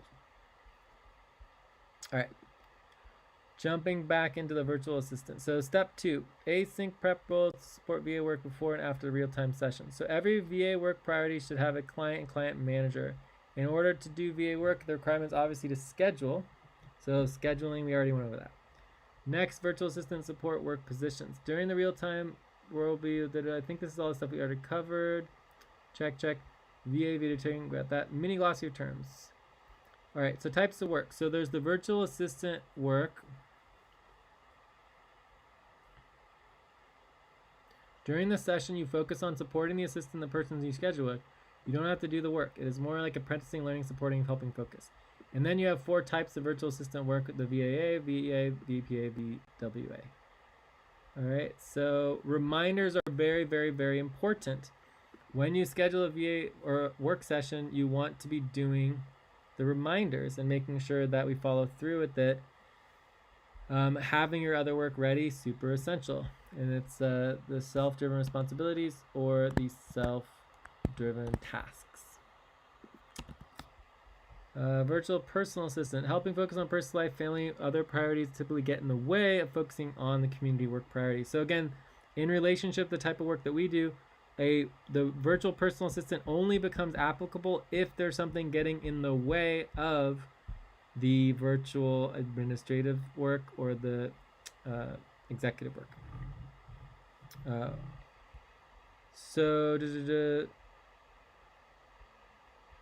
This can also involve helping scheduling for the individual if that comes up, doing reminders, note-taking, timekeeping, helping with policy keeping as you learn the policies, especially to make sure the buddy team policies are followed. So you just open up the buddy team policy, make sure you're following the steps, right? Helping organize the documents, links, information, all that, doing research, types of work that might be related to personal life, anything and everything related to personal life, from doctor's appointments, bills, right? I mean, if I'm getting sick or whatever, that's not going to be good for the team at all. Family issues, like currently I'm dealing with some family work for some, property with the family that is like this thing that's coming up, and it's just like, oh my God, and it gets in the way of all this other stuff. I don't think it really is going to be necessary to help me with it, but if it does get in the way, it's important to understand and so that the workers know and the team knows, so that we can mitigate that and make sure that it's getting addressed. So I can be focusing on the essential executive work. FQN work, client work, external client work, we don't have any external client work right now, but that does come up every once in a while. General responsibilities, helping others, colleagues, organizations, and friends. The general responsibilities is really important. So one of the things I have the biggest trouble with is my general worker responsibilities, because I have so many other responsibilities, it gets in the way of just the simple general worker responsibilities. So that is important. And then everything else, if it relates to anything that's preventing us from getting focused on our teamwork, specifically the executive work, the overall coordination of everything, it's just anything goes to like help me be more successful so that our team is successful. All right, so that's just an example of the personal virtual assistant. Again, this is the most rare, but it can come up. Virtual worker assistant, I already covered this. This is basically helping with all of the general worker responsibilities, including scheduling, work reporting, reminders, value tracking, invoicing, budgeting. VAA work, virtual administrative assistants, focusing on administrative work involving operations. So operations is primarily like the taxes, finances, legal compliance, budgeting, the worker operations coordination.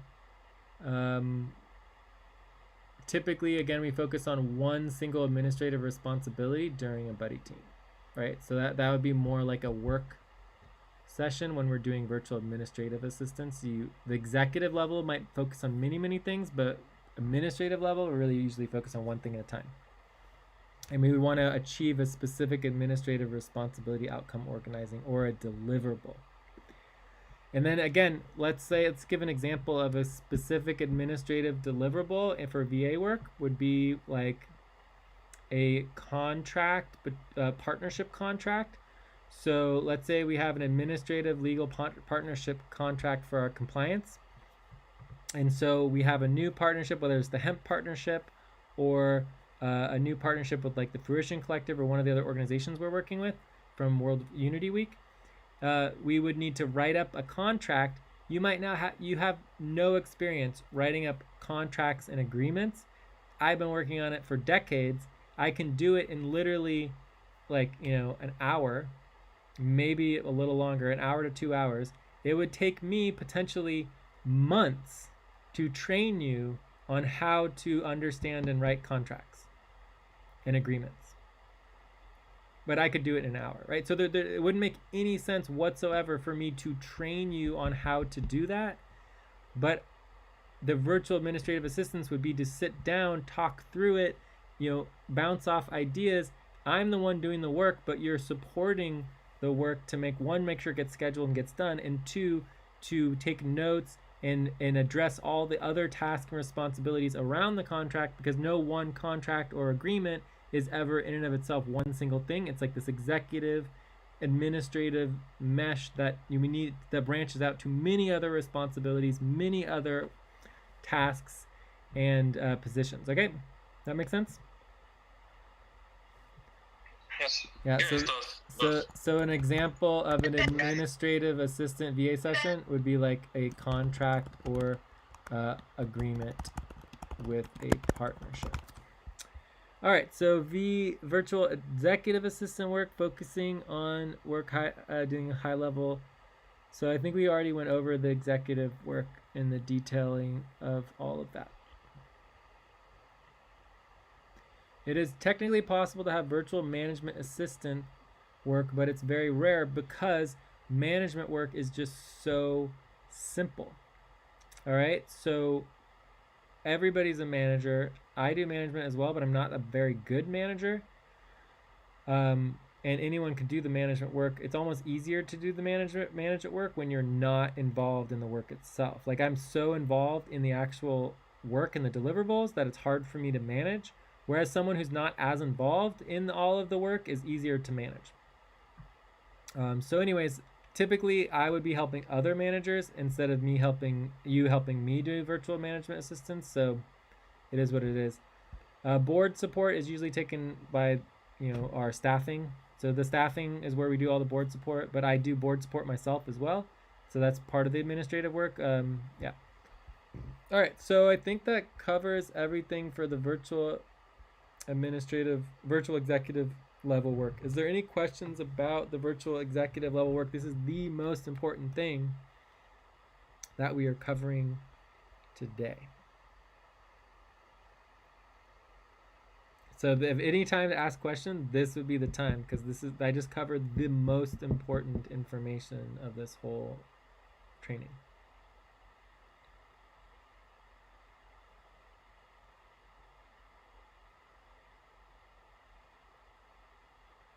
Does anyone want to just repeat back what they heard? Like, what is the most important thing of the virtual executive assistant work?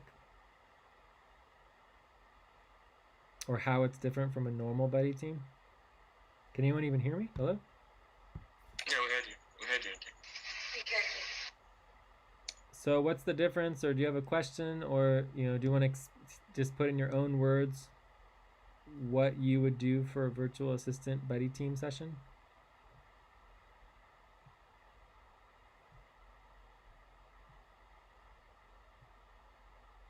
Hello? Hello, Jay. Do you just not hearing me? I've asked the question twice now. Should I ask it a third time? From what I understand, for the VA works, we have to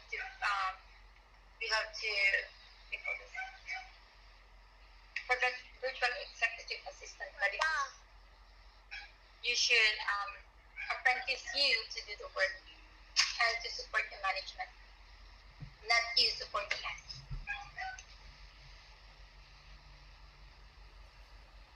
Okay, that's 1/100th of it. So what else? What's like the most You important thing? mentioned the bouncing off of ideas. That basically you might writing contracts might not necessarily be the work of the virtual executive assistant. He or she might not be able to write those contracts as fast as you can. They might not even have an idea. But you'd appreciate if they bounce when they bounce off ideas and you get to do the work while they take notes and do some other things. That one I have also noted from the virtual executive assistant role. Cool. I think that's a really good example, right? Doing the virtual, that's in a virtual administrative work, so that's not really virtual executive work, but that is a good example. It does come up every once in a while. But basically, you guys can learn a lot by working with me in doing the administrative work that would take months and months and months and months to learn yourself, if not years, right? But you can just watch me do it, and then over time you can get to learn it as well.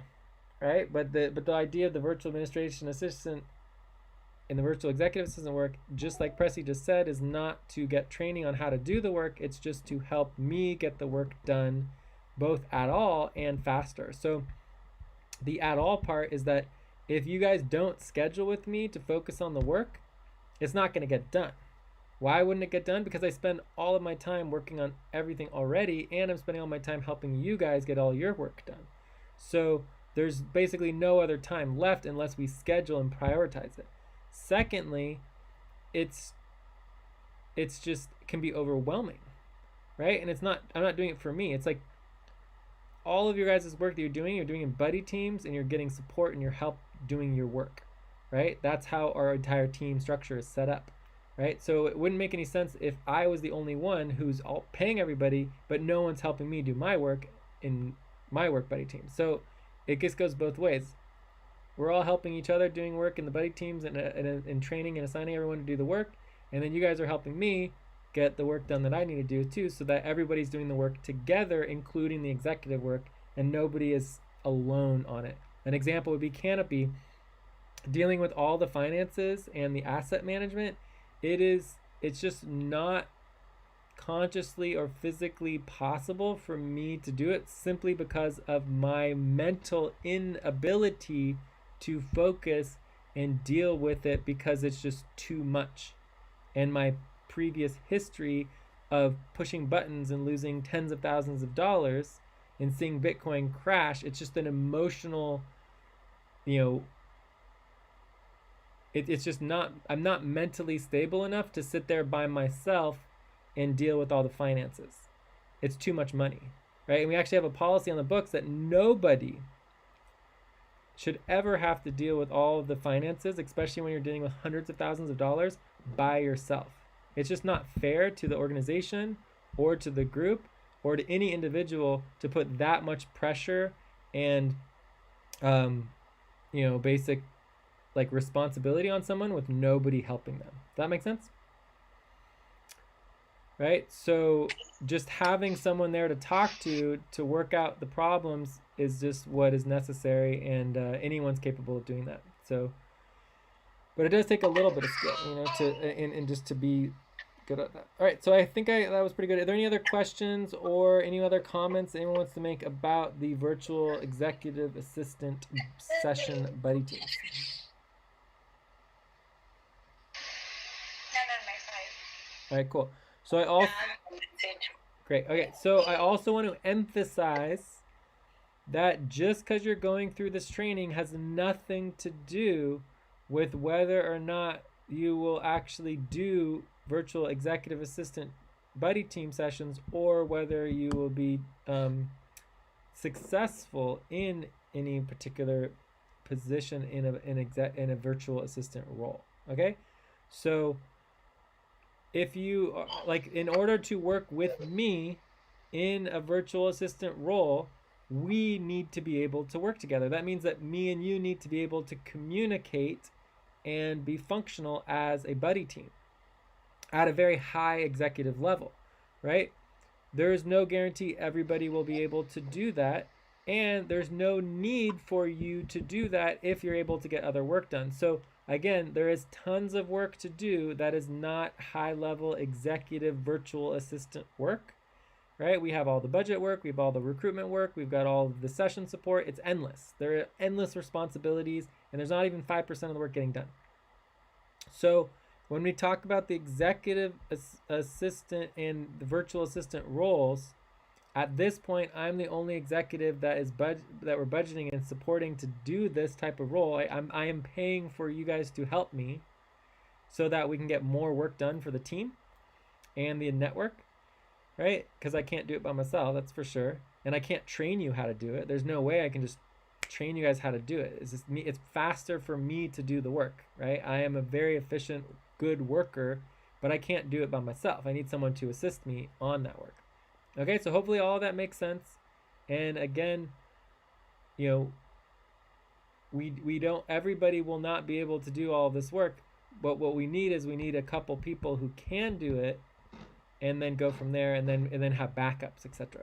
All right, boom. So let's go on to the last two here. There's not much to do here. So number 8 and number 9 are just the live session practice and the verification. So during the live session practice, you would be able to do that either with me or Albina, and you would just do a practice run of a live buddy team session. Okay, so you want to take it slow. You want to go through the detailed policies and check off each one that you're doing it correctly, and you want to make sure that it's not that it's functional, and that you understand and you think about what may or may not happen during a session. It doesn't need to be perfect. It just needs to, you want to have an experience of a buddy team work session, especially if you haven't really done one before. And then when you work with me, or you continue to work with me, you'll get better and better and better at it, so that the expectation that I would have, for example, we get on the call, instead of spending a half an hour making sure that the notes are there and that we're doing the recording and that we're following the policies and then we're doing the check-ins and we're all that should all happen automatically in like the first 5 minutes, right? And then we should be focused on the work immediately. So executive sessions, the way I run executive sessions, if you want to work with me, are much faster paced, are very specific, and it's like, boom, we want to get started right away and like jump right into it. And that could include just being silent, right? We get organized, and then we get to work and there's silence. And then other times we will talk the whole time. It just who knows what will happen. It all just depends on what the current responsibility task is. Check and check. So any last questions? Otherwise, I think we are done. done with all of it.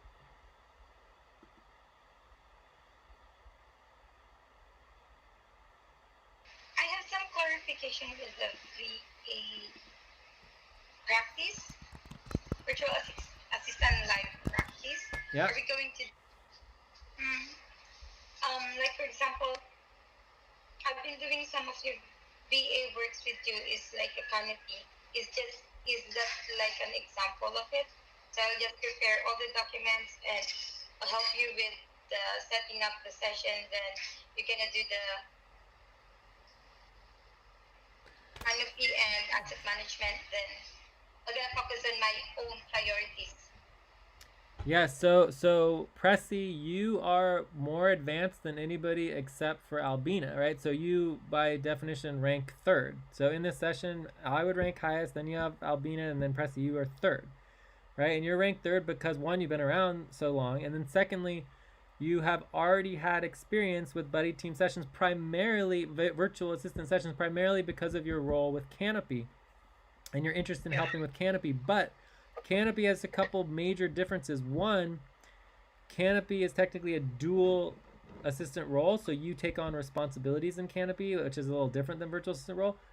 And then secondarily, Canopy is a financial priority in relationship to the budget and all the budget work you're already doing. So it fits in. So in that context, this is slightly different, but in relationship to your question, which is the practice round, the answer is yes, you have pretty much already completed that, right? And we could just basically check that off automatically. Furthermore, anybody who wants to get involved in VA work after this session, because we simply just don't have enough, like it's not enough that only Albina is helping with VA work, right? So we just need to immediately start scheduling more VA work sessions and giving it a try, and just seeing how it goes, right? So that doesn't necessarily guarantee we'll continue to do it, but if we can at least give it a try, if it works out, then boom, we just keep working. If it doesn't work out, then it's okay, you need to go through more training and learn how to better do the VA work so that when we try it again, you'll be ready for it, right? So it just, so for you, Pressy, you're basically ready, right? And you've had problems in some of your VA work sessions, but at this point in time, going through this training, I'm sure you learned some new information today, and then that should help you be prepared when we do a VA work session. But what's important to understand is that a practice VA session is not available at this time. Okay, so when you go through your stage 6, eventually you might get to a practice VA session, and you may want to still do one to just do the practice. Because the difference between a practice VA session and actually doing a VA session is that when you're actually doing a VA session, it's just happening. A practice VA session, you would actually go through and talk about the policies and about what may happen in certain scenarios that during a normal VA session, you just you can't even ask questions. Do you see the difference? Yeah. Okay, so everybody may still want to schedule a practice session when you get to that part of stage 6, even if you are actually already doing VA sessions. But it's up to you.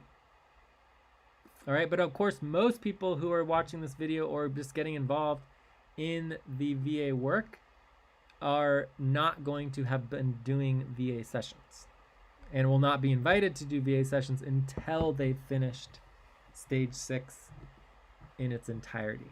But in the context of our current situation, we are opening up virtual assistant work to all of you who are done with stage 5. All right?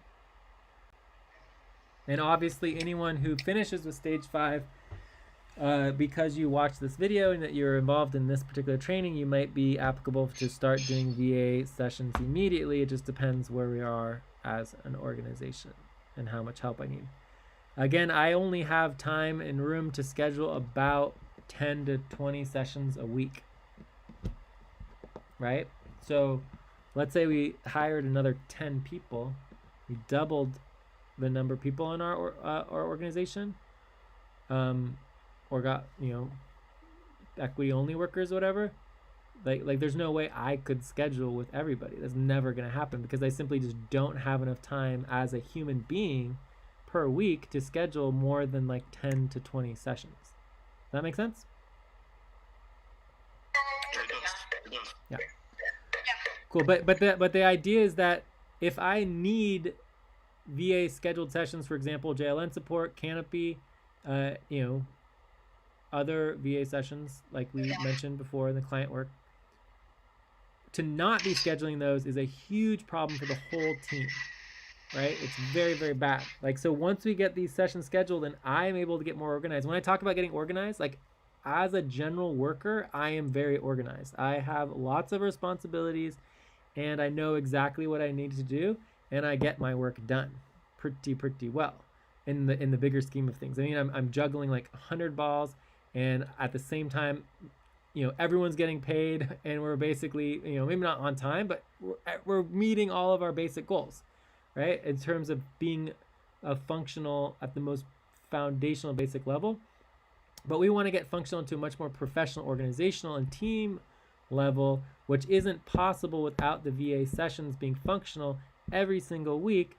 And part of the reason why it's hard to schedule the VA sessions and to schedule all of the other sessions is simply because I, as a executive, am completely overwhelmed, right? It's because on the executive level, it's not about my general worker responsibilities and all the direct responsibilities that I have. It's about the entire coordination of the whole team and beyond that, the entire network and 8 different organizations and hundreds of people who are involved, right? And in the future, once we get organized, it could be thousands of people involved, if not hundreds of thousands of people connecting to us through social media and other outlets. So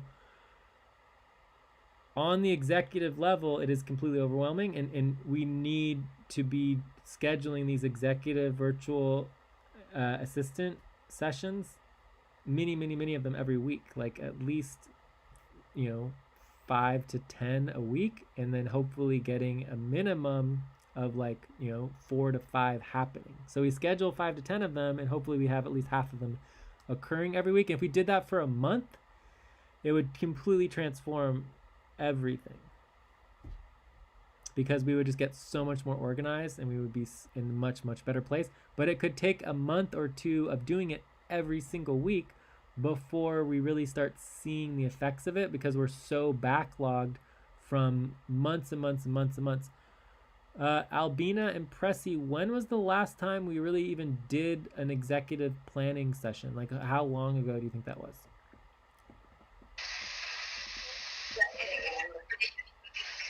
How long? For the Canopy, it's no. Not for Canopy, for an executive planning session. Albina, can you remember?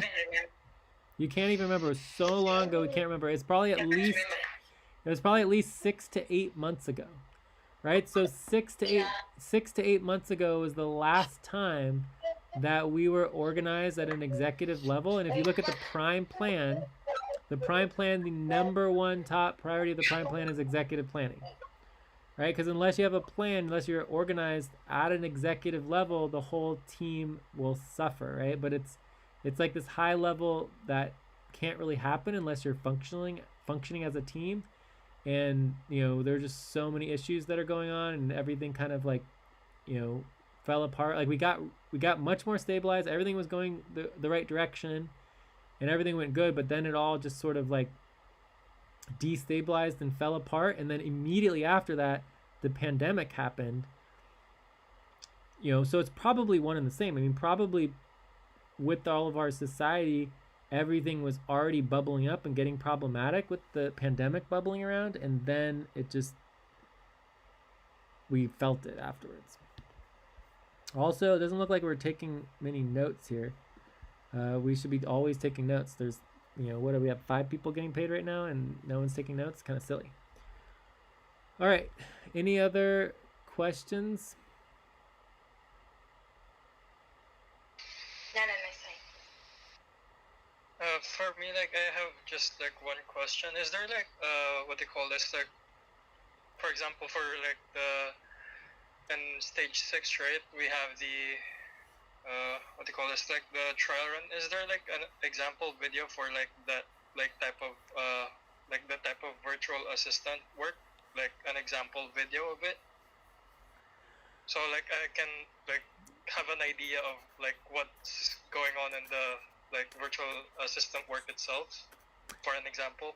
No, because there's two reasons. One is simply because we haven't recorded that video, but two, every single virtual assistant role and virtual assistant work session might be different in terms of what it would be focused on. There are some things that will be similar, but what you would want to focus on is it would just be the regular buddy teams, right? So if there's a recording of a buddy team, that might be helpful.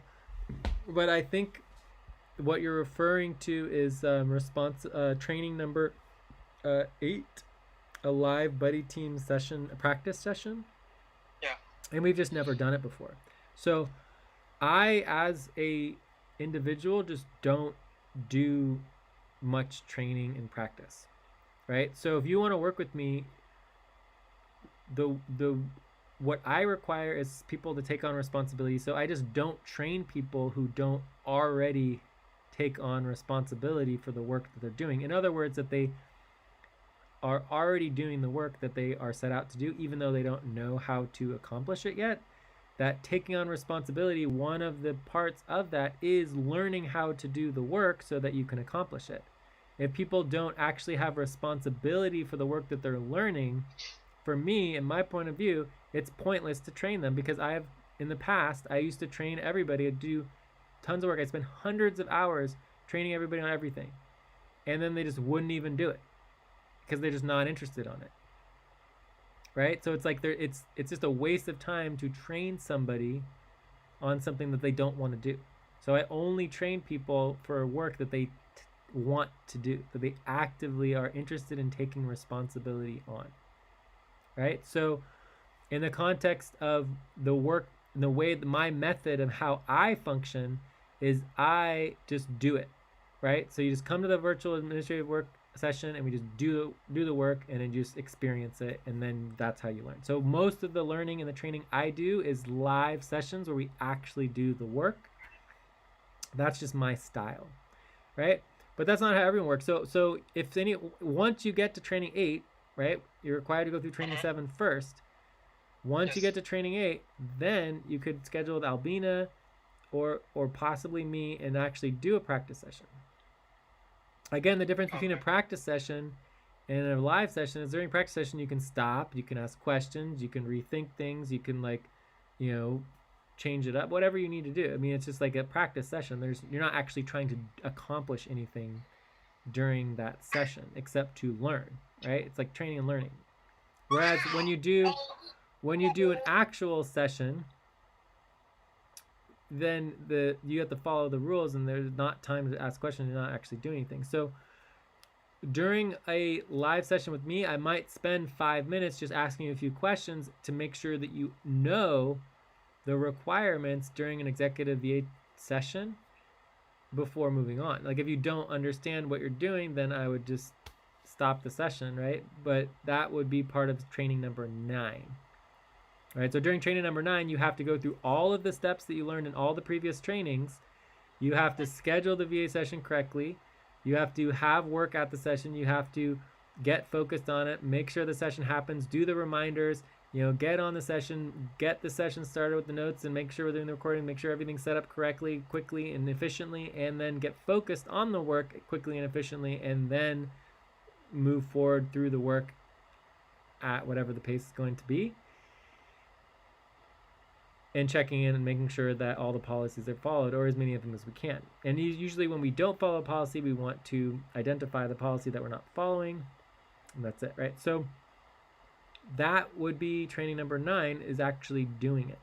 Does that make sense? Okay. Yes. Yeah. But what I'm saying is that we can all skip to training number 9. I'm not going to do training number 8. Right? I'm not even interested in training number 8. I'm inviting everybody that's here who's completed stage 5 to jump right into training number 9 and just start scheduling VA work sessions, right? Okay? Yeah.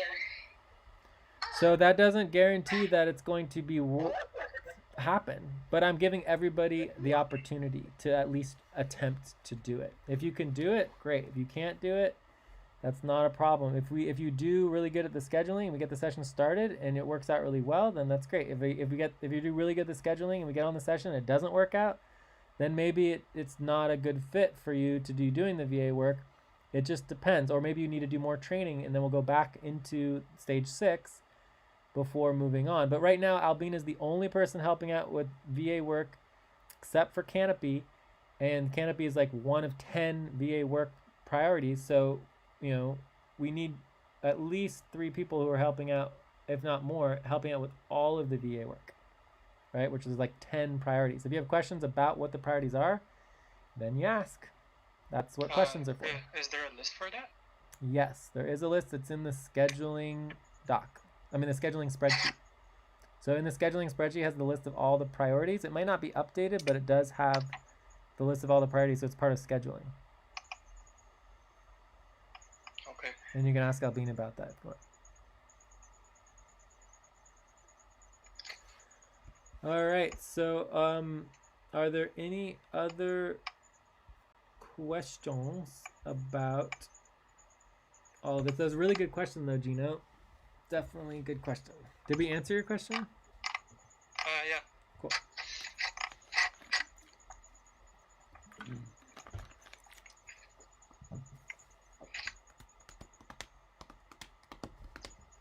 So I can propose any schedule as long as I have a focus on that VA work, right? Even though I'm not fully what do you call this? I haven't finished training 1 and just jumped to training number 9. Exactly. Yeah. So the whole point of this hyper training, going through all of it all at once, is 2 things. 1, to kind of give everybody an overview really quickly of all of the work and the trainings that you get done, and then 2, to get more people helping out, because right now we only have Albina.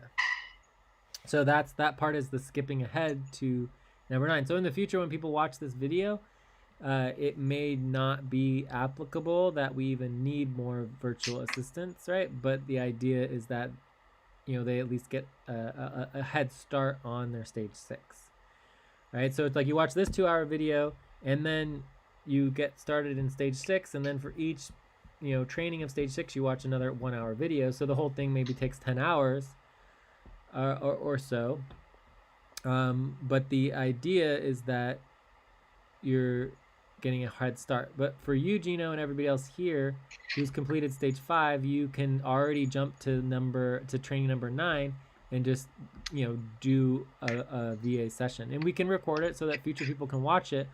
But the point that it's not a practice session, right? Training number 8 is a practice session, and I am not offering a practice session. If you want to schedule a practice session, you need to go through number 1, 2, 3, 4, 5, 6, and 7, all of those trainings. Then for training number 8, you can schedule with Albina or whoever to do the practice session. Yes. Yeah. All right. But again, if you just schedule with me, it's like you're just learning on the job. It's like we just jump in. Wait, I don't really have time. It's like we just schedule the VA work, for example, the websites. Whoever wants to take responsibility to make sure that the VA website, work session gets scheduled. It's not complicated. We just schedule it. We jump it on. I can explain a little of what I'm doing, but I just need to get focused on it, and we need to deal with our websites. We have 100 websites. They are all down right now because we're not dealing with the issue. So we look horrible. You don't have any idea how many people I talk to, dozens of people I talk to every week. And they're like, hey, do you have a website? And I'm like, all our websites are down. It looks horrible, right? Imagine if we're trying to fundraise right now. It's oh, all our websites are down, so we can't even look at that. So, our websites aren't even great, but at least, when they're up, at least they exist, right? So, it could take an hour. I've been asking people to do this for, 2 or 3 weeks now, and it's I think someone tried to schedule once or twice, but it didn't work out, and then it's weeks and weeks go by, nothing. I mean, it's just ridiculous. Typically, well, no, I won't say that, but it's just like typically it's just unacceptable. It's unprofessional. It's like, like it just makes me not even want to ask for help. You know what I mean? Like, why would I ask people to help me and do scheduling for the VA work on the website if no one's even gonna help me anyways? It's just like I don't want to ask for help. Like, I have so much work that I need help for, but why would I even want to ask for help if the people I've already asked for help don't even do the work that I've already asked them to do? Right? I mean, doesn't that make sense, or is that ridiculous of me to do that? I mean, It makes sense. like, if you guys aren't doing the work they've already asked to do, I have no incentive or interest in giving you more work.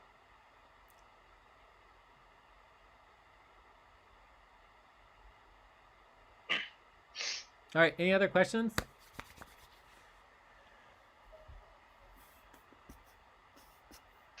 None on my side. Cool. So I think we are done on this training, and I feel like it was really helpful and successful, and hopefully will help you all and all their people in the future to learn how to do the VA work in terms of the FQN Community Network model. So it's, there could be other definitions of what virtual assistant work is, but for what we need and what I need, it is a specific model of VA work, right? And there's plenty of other work that's not VA work that we also do. But the VA work itself is what we're hiring people to focus on. And, we developed, I've been doing this and hiring virtual assistants for about 3 or 4 years, and we developed this whole training model almost specifically because we would hire, dozens and dozens of people, and people just didn't know what virtual assistant work, live virtual assistant work was. I mean, I guess I should say it's not just virtual assistant. This is real time virtual assistant work. We should probably update that. So let's just put it at the very, very top. Real time virtual assistant training.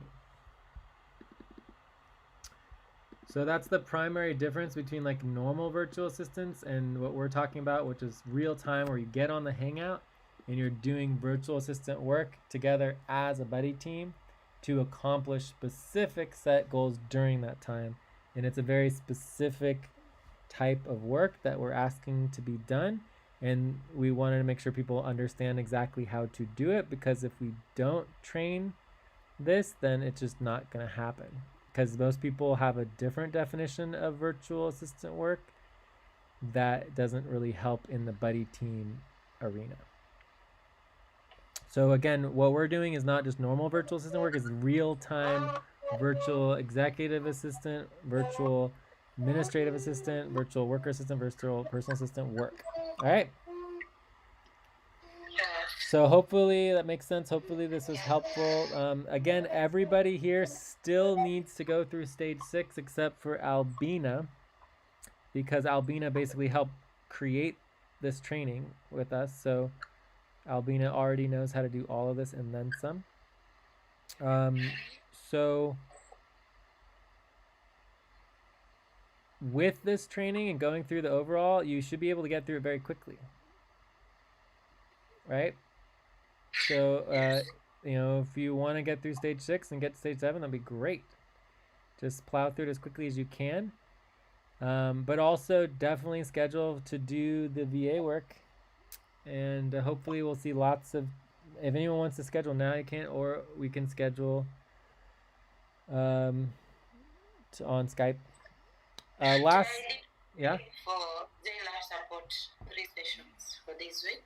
Yeah, just I'm sure it's fine. Just check in and do reminders, and we'll make sure it happens. Again, just to make sure you guys understand, like for the VA sessions, if you just jump on Skype and you're like, hey Jay, are you available right now? Like right now we're scheduled. It's like, okay, that's better than not jumping on. But by giving me a little bit of warning, like even 20 minutes or 15 minutes or an hour beforehand, it's extremely helpful so that I can get focused on the VA work. Because I'm always like juggling and focused on other things and need to kind of close up what I'm currently doing so that I'll be ready for the VA work when we get there. All right. Yeah. But again, it's always better to just say, "Oh, I'm available now," than not at all. But that's still not. You're missing the policy of doing the reminder. Anything else, Albina? No. Okay. So I think we're done. I'm gonna go here. I'll give everyone one last chance. Any last question on anything related to the virtual assistant, real-time virtual assistant, overall hyper training? No, All right, so I'm gonna stop the YouTube live broadcast, end stream, and then let's